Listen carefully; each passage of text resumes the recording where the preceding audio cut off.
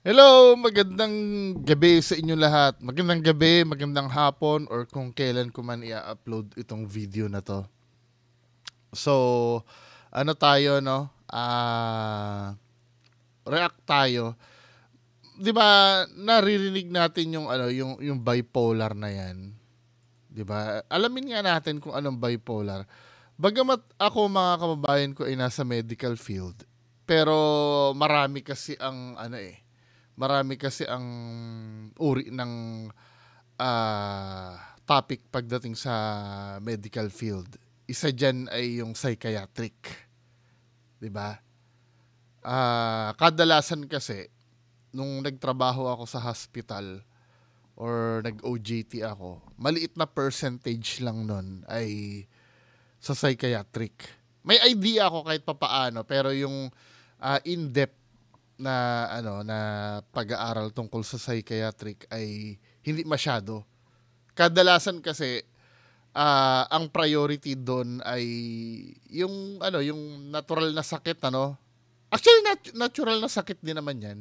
Kaya lang yung ano ba tamang term? Hindi pala natural, sorry. Yung mga common na ginagamot sa hospital, katulad ng halimbawa, ikaw ay nagkaroon ka ng sugat or nagkaroon ka ng sakit sa katawan na kailangan operahan, 'di ba? Yung may mga findings kang makikita sa X-ray, sa CT scan, kadalasan doon naka-focus, 'di ba? Pero minsan nine-neglect natin yung problem sa mental na estado ng pasyente, kasi feeling natin nabubuhay naman sila kahit na kahit na hindi mo gamutin 'yan, 'di ba? Hindi naman katulad 'yan ng let's say cancer or ah, mga sakit na nakakahawa, 'di ba? Anyway, pero mga kababayan, some of it, katulad ng schizophrenia, ibang topic is schizophrenia, some of it namamana daw. I don't know kung sa bipolar ganun din ba. Ngayon, meron ako nakitang video dito kay JP Buduan. Tingnan natin ano ba yung tinatawag na bipolar na yan. Hello! So hello at welcome ulit sa Ganda ng niya, no, ng psychology series. transition. So ngayon naman pag-uusapan natin is ang bipolar disorder. So same with depression, marami ang may alam dito sa disorder na to, pero most likely yung alam ng karamihan about sa bipolar disorder is iba sa totoong bipolar disorder. So klaruhin natin yan sa video na to gamit yung DSM-5 TR, no? So TR na siya, parang kailan lang DSM-5 pa lang. Parang tanda ko na. Anyway, so roll na natin yun. Tingnan nga natin, ano ba to? Psychiatrist ba to si Sir? Ano ang nito ni JP Buduan? Tingnan nga natin, baka meron siyang about.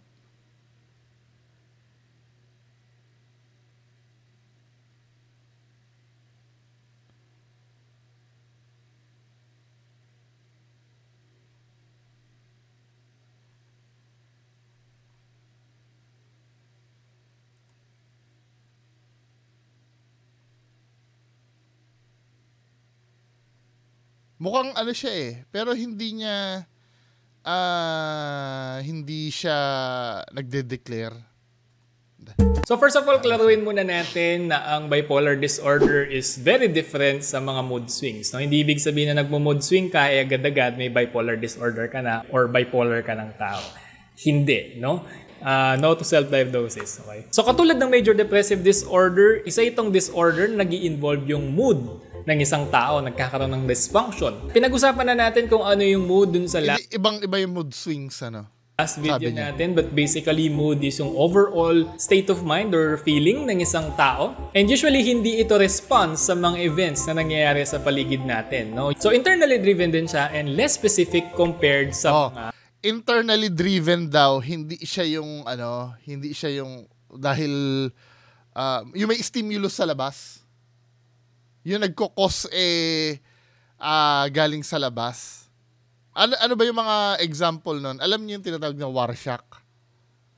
'Di ba? Pag may stimulus sa labas, let's say may nalaglag na plato. Kasi naranasan ko 'yan sa sa nung nag-OJT ako sa V-Luna. V-Luna ba basta ospital ng mga sundalo. Yung may malaglag ka lang na kahit maliit na bagay, yung aksidente mo lang na malaglag. Nagtatago talaga sila sa ilalim ng ng kama. Parang na nila yon kasi nga 'di ba sobrang trauma ang inabot nila sa giyera. Talagang hindi siya nakakatawa, nakakaawa talaga. Paano kaya iniisip ko paano kaya maku-cure yun, yung mga ganung bagay. Tapos may kwento pa sila nung pagkagabi daw, kahit kaluskus lang talaga, sila, yung parang natural act na ng katawan nila na talagang magtago or sa traumang nadaanan nila sa giyera. Yun, may gusto ko lang ipaintindi na yun, may stimulus yun sa labas. Sabing ganun kasi neto ni Sir, ang bipolar ay internally driven daw. 'Di ba? Hindi siya sabi, anong tamang word? Feeling ng isang tao. Hindi siya galing sa external events. And usually, hindi ito response sa mga events na nangyayari sa paligid natin, no? So, internally driven din siya and less specific compared sa mga emotions. Kasi emotions like happiness is specific, no? Sa mood, medyo hindi siya ganun ka-specific.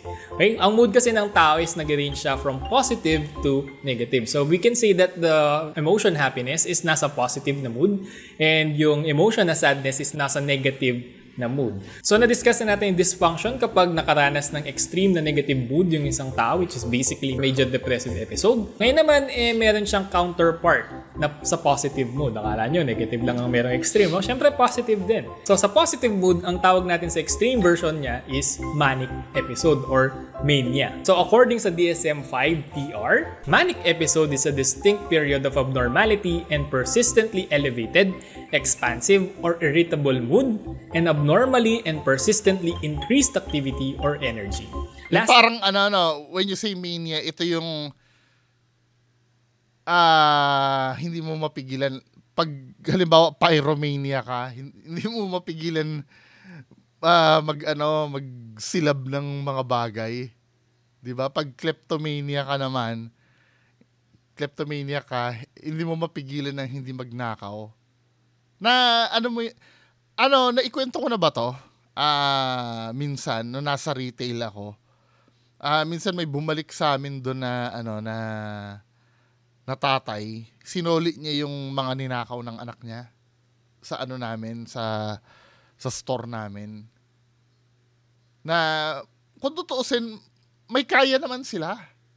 Kaya naman nila. Pero yung fulfillment ba na nakakuha ka ng bagay na hindi sa'yo?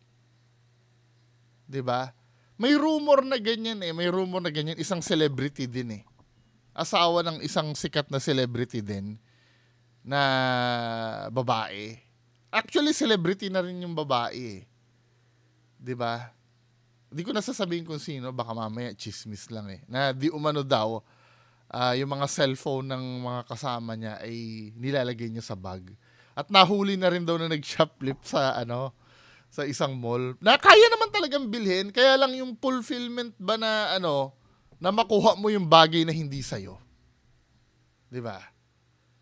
Ang mga simptomas niyo hindi mapigilan magbukas-bukas ng drawer, wala, dinagdag ko lang yun. At least 1 week and present most of the day, nearly every day. Basically, kabaligtaran nga siya ng depressive episode. So, ang mga tao nasa manic episode ay parang mga hayop na nakawala sa hawla. Sobrang energetic sila, sobrang daldal, no? Sobrang impulsive sila to the point na yung iba nagsha-shoplifting na. Yung iba nag-engage sa mga risky behavior katulad ng pag-drive ng sobrang bilis sa isang sasakyan, or yung iba naman nag-engage sila sa mga risky sexual behavior kasi yun nga, feeling nila parang walang mangyayaring masama sa kanila. Kasi sobrang taas ng kanilang mood, no? Yung positivity nila, yung optimism nila off the charts. Hindi rin nila kailangan matulog nakatulog for 8 hours, no? Pwede na sakalin 3 hours kasi sobrang, again, energetic nga nila. And dahil dito is nagpo-pose sila ng danger, hindi lamang sa kanilang mga sarili, kundi pati na rin sa mga taong nakapaligid sa kanila. And yung mga behaviors na ito, ay yung mga symptoms na ito ay very severe to the point na kailangan silang ma-hospitalize. Para hindi sila madisgrasya or hindi sila makadisgrasya ng iba or even baka nadisgrasya na sila in the first place. Kaya kailangan na silang i-hospitalize. Yung iba naman yung nagiging delusional na, no? Meron silang grandiose delusion na kung saan parang feeling nila kaya nilang gawin lahat, very material. Delusions of grandeur. Yung feeling mo may power ka na ano. Sila, so lahat ng gagawin nila is magkakaroon ng mga positive na outcome. And then yung iba naman is nagkakaroon din ng hallucinations na kung saan nakakarinig sila or nakakita sila ng mga bagay-bagay na hindi naman nag-exist talaga. So ganun different ang hallucinations tsaka illusion. 'Di ba? Ang illusion yata yun yung may stimulus, tama ba ako? Let's say may lubid kang nakikita, pero ang tingin mo doon sa lubid ay ang ahas. 'Di ba? Yun ang illusion. Ang hallucinations naman, walang stimulus, yung as in wala talaga diyan, pero may nakikita ka. Hindi, yung manic episode. Ngayon, meron namang milder form ng mania na tinatawag nating hypomania or hypomanic episode. So, halos parehas lang sila ng mania, yun nga lang mas mild. Sir, may laway ka sa labi mo. Joke lang. Yung version na to. And then, mas maikli. No? Sa mania kasi kailangan 1 week or 7 days. Grabe. So, sa hypomania, 4 days lang naglalast yung episode na ito. Also, walang delusions or hallucinations kasi once na meron ng ganun, automatic mild lang. Mania na yon. And yung mga symptoms niya is mas mild siya to the point na hindi naman sila kailangan ma-hospitalize. Kumbaga, pwede pa silang makontrol sa mga behaviors nila. So that is hypomanic episode. So ngayon alam na natin yung dalawang dysfunctional moods, no? Sa positive and negative side ng mood natin. Pag-usapan na natin ngayon yung dalawang klase ng bipolar disorder. Bipolar 1. So, ang depression ay tinatawag din minsan na unipolar depressive disorder. And following the nomenclature, your naming of things, isang pole lang ng mood ang merong dysfunction. So, taong merong depression. Ngayon, kung nakakaranas pa siya ng isang dysfunctional extreme na mood, which is yun nga yung manic or hypomanic episode, then following the naming scheme, dadagdagan na natin unipolar, magiging na siyang bipolar disorder. So, in other words, sa mga tao may bipolar disorder is nakakaranas sila ng manic or hypomanic episode and then after nun is magkakaroon sila ng depressive episode. So, dun yung nangyari. Kala nyo, mood swing lang. Pero extreme na mood swing, no? Parang kung sa mood swing na parang duyan lang, no? Sa mga bipolar, yung mood swing nila is parang trebuchet. No? Alam niyo yung trebuchet? Basta yun, alam niyo na yun. Yung parang catapult. So, may dalawang klaseng bipolar Iba pala yung mood swing. Disorder nga. Yung una is yung bipolar 1 na kung saan kung ang tao is nakaranas at least once na manic episode and then depressive episode after, then that is bipolar 1. Ngayon, kung hypomanic episodes lang nararanasan ng isang tao and then depressive episode. Sorry, ulit. Episode and then kung saan kung ang tao is nakaranas at least once na manic episode and then depressive episode after, then that is bipolar 1. Ngayon, kung hypomanic episodes lang nararanasan ng isang tao and then depressive episode, then that is bipolar 2. So in short, ang bipolar 1 is yung mas malala and then yung bipolar 2 is yung medyo controllable, no? Okay? Yun basically yung pinagkaiba nila. So ngayon ang tanong ano nga ba yung mechanics or paano nga ba nag-work yung bipolar disorder sa mga tao? Maybe ano ba yung cause ng bipolar disorder? Tingnan natin. So very interesting pag-usapan yung cause ng bipolar disorder or yung biological mechanics niya kasi hindi ba ganong clear kung paano nga ba nag-uumpisa or paano nga ba nag-work yung bipolar disorder sa isang tao. So based sa research, mas biological daw yung kanyang mechanics. Hindi katulad ng depression na madalas malaking factor yung psychosocial dimension sa pagde-develop nito. So one proposed mechanism for bipolar is yung tinatawag nating neurologic model. So sa neurologic model, parang sinasabi basically na nakahati yung emotional circuitry ng brain natin sa dalawa. So yung una is yung ventral system na involved sa emotion perceptions. Kumbaga dito nagpa-process kung ano ba yung emotions mo and then kung paano mo express yung emotions mo, no? And then merong dorsal system na kung saan involved siya sa pag-regulate ng emotions mo. So ito yung parang kumokontrol, no? Sa kung paano mo express yung Bumabalik ako sa medical school.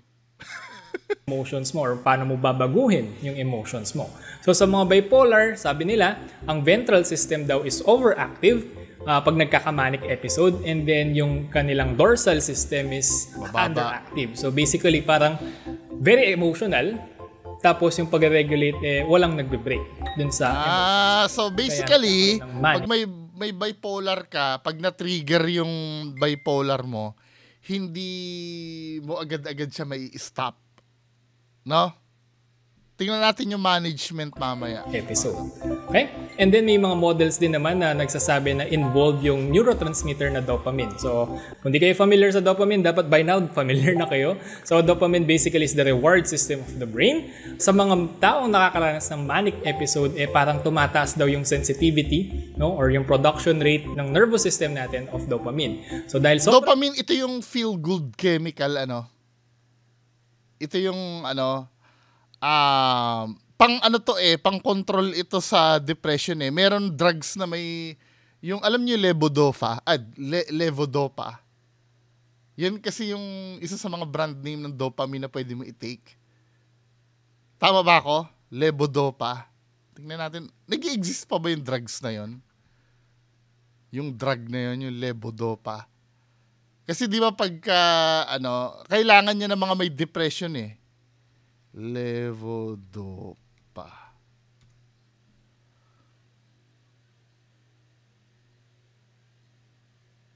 Ang ginagamit din ito sa sa Parkinson's disease.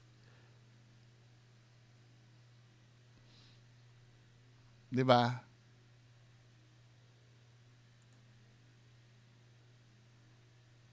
Oo, ito nga, nagpapa-increase ng dopamine sa brain. Kasi ang dopamine kasi, feel-good chemical yun Pero ginagamit siya sa Parkinson's disease.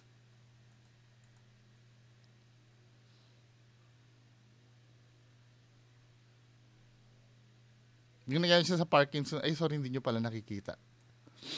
Natatandaan ko to levodopa na to. Isa to sa question sa exam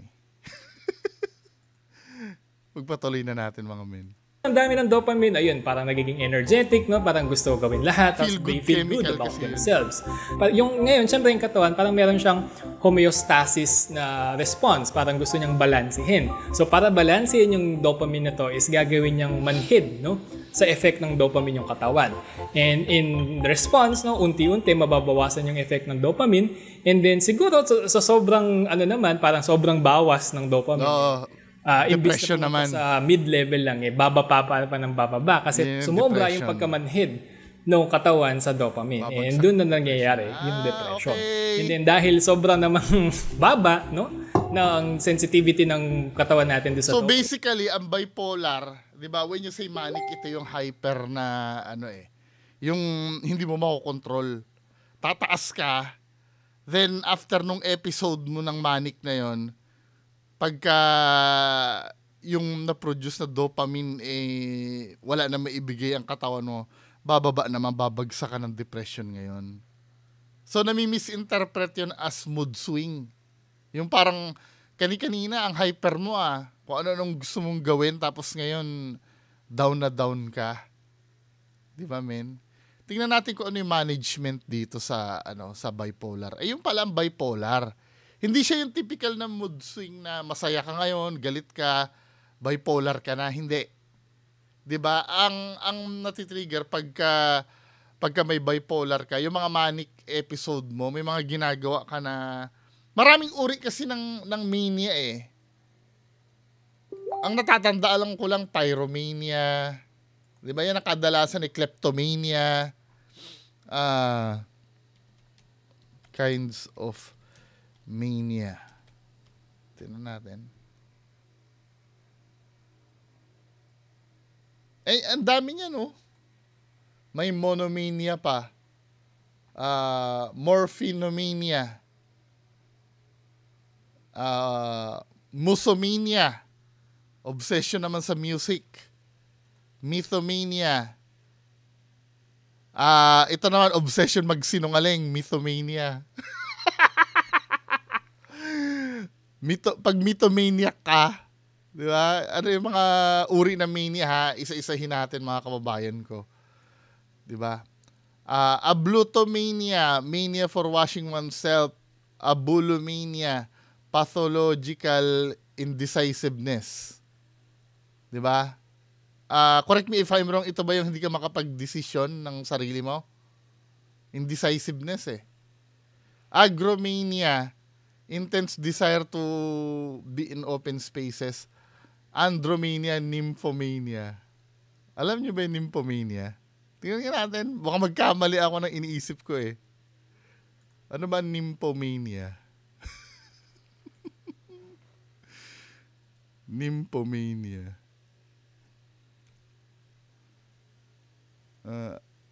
Excessive sexual desire, pagiging malibog sa babae.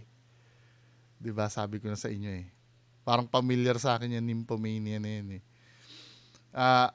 Anglomania, obsession of England and English. Anthomania, obsession with flowers naman. Aphrodisiomania, abnormal sexual interest. 'Di ba? Ito namang yung nymphomania kasi sa babae 'yon. I mean, feeling yung sa babae nararamdaman ng babae pag malibog ang babae. 'Yon ang ito namang aphrodisiomania in general yata to abnormal sexual interest. Yung kung ano-ano na yung sa sex, tungkol sa sex. Arithmomania, obsessive basta madami yan. Yung mga common ang tingnan natin.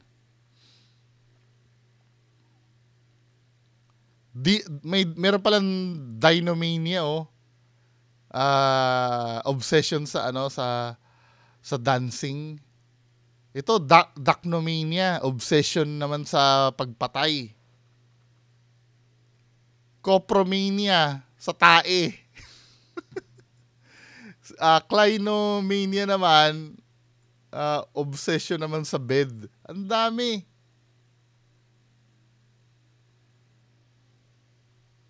Di ba?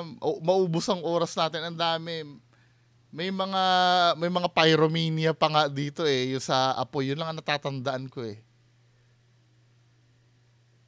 Ito, kleptomania. Alam niyo na yun, irrational predilection for stealing. Anyway, pagpatuloy na natin. Mag-a-adjust na naman yung katawan. Parang gagawin niya naman sensitive yung katawan sa dopamine. So, mag-i-start na naman yung cycle. Pupunta na naman sa manic and then bababa na naman sa depression. So, yun yung isa sa mga reason kung bakit baka yung iba sa inyo nagtataka, sir, wala pa bang naka-document na case na kung saan manic episodes lang, no? Unipolar manic disorder. Wala pang ganun. Kasi parang yun nga, kailangan mag-recuperate ng katawan after ng isang manic episode. Kasi sobrang taxing yun. Kasi babagsak yung dopamine eh. Ang side effect, pag bumagsak ang dopamine level, down ka naman, depression. Katawan. So, kailangan niyang mag-break. Yun nga lang, sa sobrang break, sobrang lalim naman ng break na ginawa niya. So, nagiging depression siya. So, automatic, pag nagkaroon ng manic episode ang isang tao, inevitable na magkaroon din siya ng depressive episode. Nagigets nyo na kung anong bipolar? Ngayon, complete na yung yung knowledge. Kasi, ang misconception, pagka bipolar ka daw, mood swing lang. 'Di ba? Masaya ka ngayon, next ay malungkot ka naman. Hindi lang pala basta ganon. Mas malalim pala yon. 'Di ba? Ito yung nangyayari sa buod sa summary ng diniscuss ni Sir. Ang bipolar daw, sobrang taas ng dopamine level mo. Ito yung chemical sa brain na magiging yung feel good chemical kasi ito eh. Ito yung kailangan para hindi ka ma-depress. Sa sobrang produce ng dopamine level, matitrigger sa mental health mo, mental health ba o sa mental state mo yung mania. Ano ba yung mania mo? Halimbawa, kleptomaniac ka, 'di ba?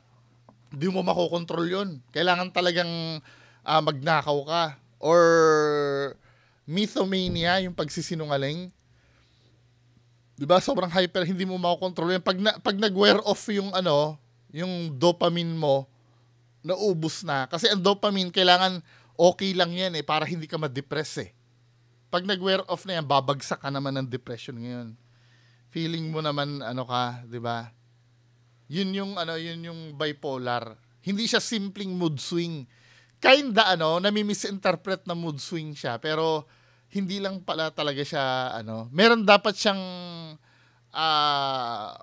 may manic episode siya dapat. Nagigets nyo ba? Diba? Nagigets nyo ba? Okay? So ilan lamang yan sa mga biological models na nag-a-attempt i-explain yung bipolar disorder. As of now, wala pa talagang definite na model na mag-explain exactly kung paano nga ba gumagana or paano nga ba nangyayari yung bipolar sa mga tao. What is clear though is that yung stress can trigger manic episodes sa mga tao may bipolar disorder. No? Also, another thing sa mga tao may bipolar disorder, sleep deprivation can trigger manic episodes. So kung lang ka daw sa tulog, yung mga dyan, laging puyat. 'Di ba? Isa sa reasons 'yan, laging puyat. Puyat ng puyat. Mataas ang chance na bigla kang magkakaroon ng manic episode. Okay? It has something to do with circadian rhythm din. And then another risk factor na more on psychosocial, yung dimension, is yung childhood ng isang tao. Marami sa mga tao may bipolar disorder is meron sila mga rough na childhood, so usually na-abuse sila physically or emotionally or even sexually. Okay? So, tumataas yung risk factor kapag gano'n. So, now na may idea na tayo kung paano yung mechanics niya, anong cause niya, paano ba tinitreat yung bipolar, or more accurately, paano ba minamanage yung mga symptoms ng mga taong may bipolar disorder? Kaya lang, dun sa topic natin na hindi ko sasabihin kung sino, ano kaya ang manic episode nun? Ano yung mania niya? Obviously, hindi kleptomaniac yun. Ano kaya ang nun? Mythomania, pagsisinungaling? Mythomaniac. Tingnan nga natin yung mania ng lies.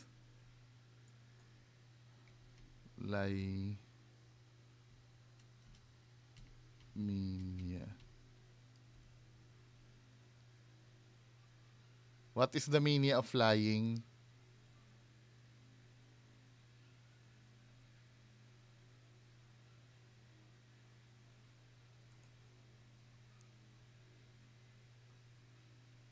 Ang pathological lying, hindi kasama rin kasi yung yung meron kang hallucination, 'di ba? Pag ang mania ay may involves ng hallucination, delusions of grandeur, isa rin yun eh. When you say delusions of grandeur, yung pinapaniwala mo yung sarili mo na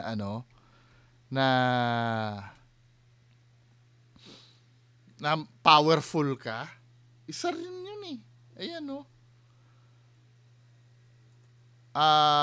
ang delusions of grandeur is when one has a false belief about one's own greatness. Parang paniwalang-paniwala ka talaga sa sarili mo na may something sa'yo na powerful, na ikaw yung pinakamalupit sa lahat.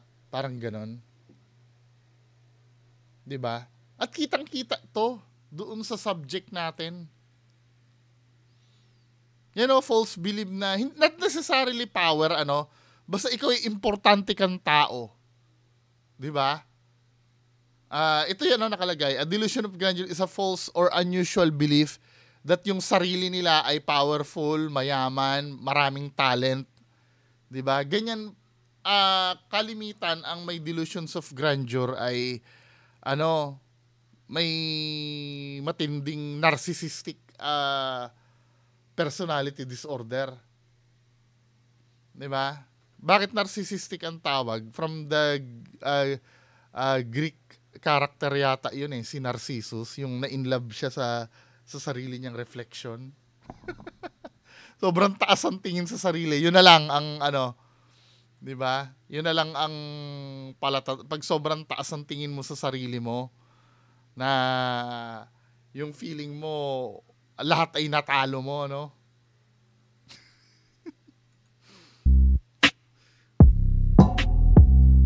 Katulad ng depression, recurring yung bipolar, which means pabalik-balik yung symptoms, especially kapag nagkakaroon ng stressful event, no, yung isang tao. But unlike depression, mas long-term ang pagkakaroon ng bipolar disorder. Kaya ang treatment na ito, medyo iba sa depression. Meron tayong short-term solution and then meron tayong long-term maintenance. So for the short-term, ang focus is ang pagtitreat ng acute mania symptoms. So, ginagawa ito by giving medication. So, medications lang ang pwedeng magpakalma sa mga taong nakakaranas ng mania kasi basically, wala na ang mga yan. Ang binibigay na medication varies, depende sa intensity and even dun sa tao, no? But usually, ang pinaka-effective na binibigay sa kanila is yung mga antipsychotics, katulad ng haloperidol. And then, hindi advisable na bigyan Para familiar sa akin, haloperidol. Antipsychotic, ano ba ang papel ng haloperidol? Tingnan nga natin. Naririnig ko na before yan Haloperidol.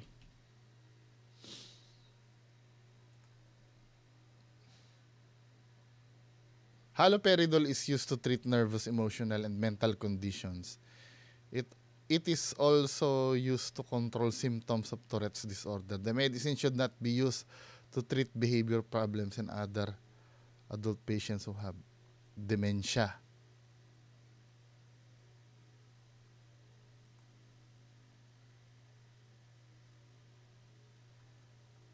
Kinda rin to parang pampakalma, haloperidol.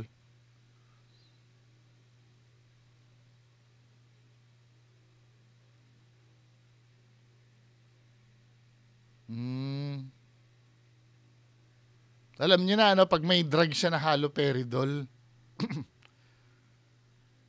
para mabawas-bawasan yung yung manic episode, para hindi siya maging hyper. Ang antidepressant, yung mga taong nakakaranas ng acute depressive. Yan. Yung mga antidepressant bawal din kasi 'di ba parang magti-trigger 'yun ng ng mania Kasi isa sa antidepressant yata ang levodopa. Tama ba ako? Ang masyadong komplikado na Kaya 'di ba ang ganito kasi nangyayari. Sige, pakinggan muna natin kung bakit bawal ang antidepressant Nabigyan ng antidepressant yung mga taong nakakaranas ng acute depressive episode kasi it can trigger mania. Kasi basically, di ba, pag antidepressant, tinataas mo yung mood nila. Oo, tama. Bipolar yan, tinaas mo yung mood niya, baka ang bipolar kasi ay hindi naman talaga depression. Baka mamaya ma-misdiagnose. Kaya nga dapat tumingin sa psychiatrist 'Di ba? Ang gamot kasi sa depression ay antidepressant.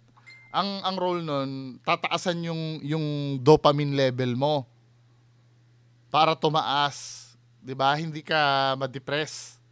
Ang problem nun, kapag ka bipolar ka, mali ang diagnosis sa'yo na akala mo depressed ka lang, bipolar ka pala. Mas mag-i-increase yung dopamine level, mas lalong magwa-wild ka nun. tuloy-tuloy yung mood niya, pataas, and mag-manic episode siya. Kaya dito pumapasok yung importance ng accurate diagnosis. Kasi pag na-misdiagnose ang taong may bipolar, akala nila may depression siya, tapos binigyan ng antidepressant, di GG, matitrigger yung manic episode niya. So, mas mahirap i-treat yun. So, pagtapos na yung acute, manic or hypomanic episode ng isang tao, dun na mag-move on sa long-term maintenance. So, ang goal sa long-term maintenance is avoiding trigger of manic episode.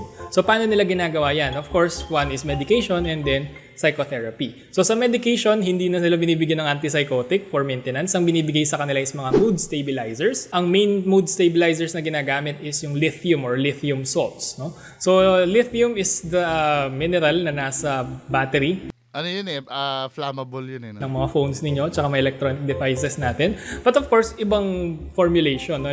Lithium ion yun nandun, yung ginagamit sa medication, lithium salts. And mas low yung dosage niya kasi medyo matindi yung kanyang side effect sa kidney. So, dapat hinay-hinay lang. And then, pag stable na yung mood niya, of course, bibigyan din ng psychotherapy. Ang focus naman sa psychotherapy is to treat or to address yung mga symptoms ng depression. Kasi nga, hindi mo pwedeng bigyan ng antidepressant, so more on psychotherapy yung bibigay sa mga taong may bipolar. So kasi 'di ba may may treatment plan, hindi lang basta uminom ka ng ng gamot. Nagkaroon ka ng manic episode, parang di mo alam ginagawa mo, so baka may mga gawa ka na parang hindi mo gustong gawin, pagsisisihan mo, and then pag bumaba yung mood mo, nagka-depression ka, medyo baka mag-spiral out of control yung depression kasi nga masyadong uncontrollable yung nangyayari. Komplikado, no? Sa depression, it's all about control. So, bibigyan ng psychotherapy na effective for depression. And na-discuss na natin yung mga psychotherapy na effective for depression, so hindi na natin sila ikukwento dito. No? Other than the psychotherapy, binibigyan din ng psychoeducation yung mga tao may bipolar disorder. So, sa psychoeducation, ang goal dito is malaman or magkaroon yung idea yung client or yung patient sa kanyang disorder. So, ano ba yung mga pwedeng maging trigger? Ang tanong kasi dito, paano kung may delusions of grandeur nga yung tao? Yung feeling niya, siya yung mas nakakaalam. Di ba? Feeling niya, siya yung powerful, siya yung Paano mo i-educate yan? Siguro do sa mga family members niya. O do sa partner na lang siguro. Kasi, just imagine, tatanggapin ba kung halimbawa iniisip niya na kahit nga daw si Satanas natatalo niya No? Malalaman niya na yung pwede maging triggers yung sleep deprivation and stress. Then tuturuan siya paano baguhin yung lifestyle niya para maiwasan yung sleep deprivation and also mabawasan yung kanyang stress. Other than that, parang tuturuan din siyang maging aware sa kanyang own emotions. To be specific, tuturuan yung pasyente paano i-observe yung sarili niya and yung mga emotions na nararamdaman niya and yung mga warning signs na papunta na siya sa manic episode. No? Kaya nga first thing, iwanan ang social media. Para Hindi, kanina 'di ba sinabi, hindi naman daw natitrigger ng events yan. Pero yung stress mo kasi, may stressor yun 'Di ba? Kinda ganun din. Pero para ma-manage lang yung wag nyo lang, kung ang stress ay nanggagaling sa social media, wag nyo nang pag-social mediahin. 'Di ba? Pag na-master na nila yung mga warning signs na to, mas madali na lang para sa kanila na alisin yung sarili nila sa mga sitwasyon na kung saan pwedeng matrigger yung kanilang mania. So, parang kasi, parang ang sinabi niyo nung una, hindi daw ito, hindi daw ito tungkol sa event sa, internal daw yon. Pero dito, sinasabi naman ni Sir na, natitrigger naman daw.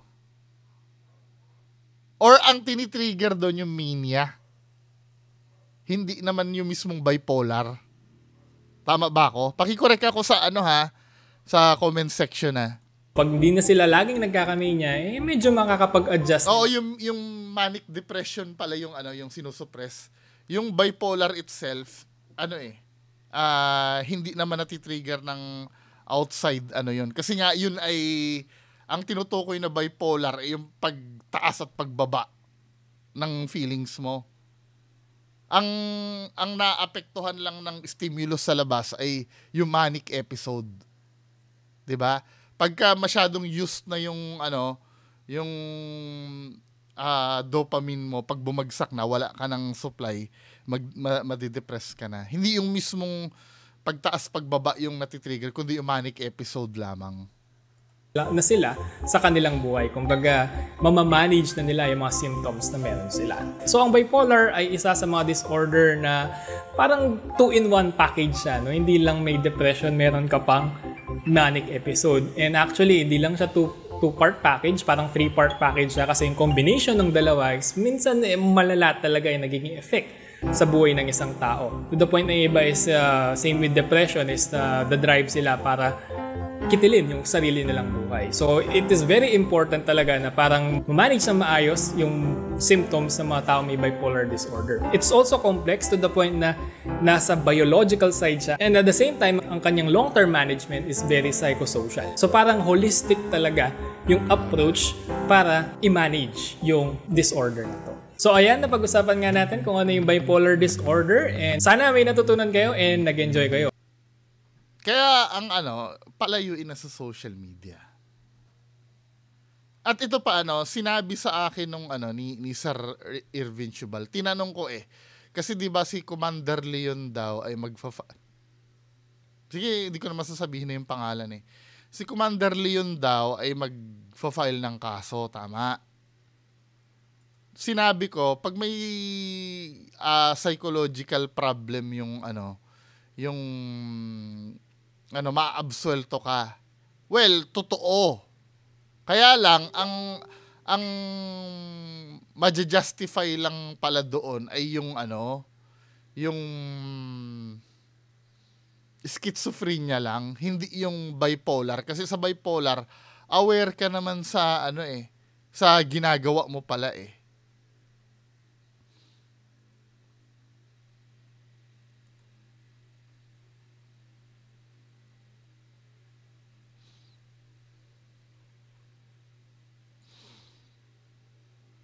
'di ba?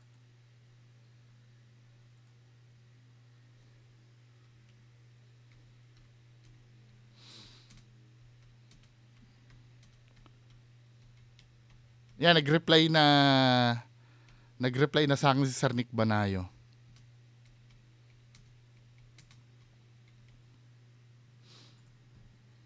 I-share ko sa inyo after nito. Yun, ano ba yun? Nasa na ba tayo? Yun nga, babasahin ko yung kasi ang issue dito, magdedemanda daw si Commander Leon, kasi nga siniraan daw siya. 'Di ba? Itong sinabi ni Sir Irvin Chubal. Si Sir Irvin Chubal ay legal advisor ko po to. Hindi ako dumadaldal nang hindi ako kumukonsulta dito kay Sir Irvin Chubal. So, ito, ang sabi niya kasi nasabi ko doon hindi ba pagka may bipolar disorder at may mental issues, di ba maaabsuelto yan pag kinasuhan mo? Tama?